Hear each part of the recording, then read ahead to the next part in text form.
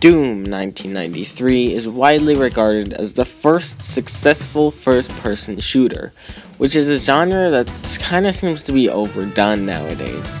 I've never been a big fan of FPSs, but I decided to give them a try, and I thought it would only be right to start where it all began. Today, we are going to be looking at my opinion on Doom.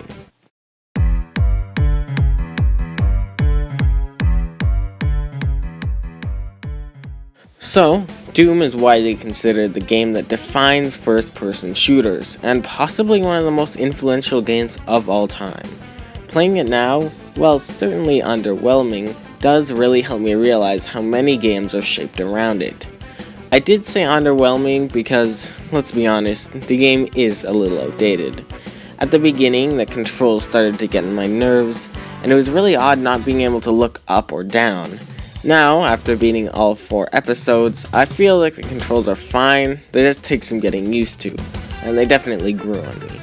The graphics are pretty much what you'd expect from a game from 1993, and they really aren't special, but I personally had no problem with the outdated look, although I can see some people complaining about it. Obviously, the main draw of the game is the gameplay. Doom is known for its fast-paced shooting with tons of enemies. I think this game did a pretty great job with the gameplay. The variety in the guns is relatively abundant, and each of them are pretty awesome. The monsters you're blasting into pieces also have some variation, but not quite as much as I was hoping for.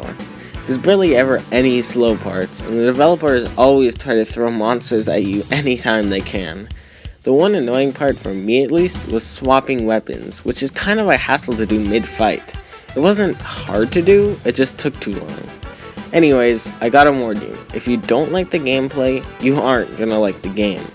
I would pretty much describe the game as just shooting things, because that's really all you do. The story pretty much explains why you're shooting things, and the rest is just gameplay. They sometimes incorporate slight puzzle aspects, but nothing very big. Difficulty is kind of an interesting topic with Doom, as it of course has the different levels of difficulty.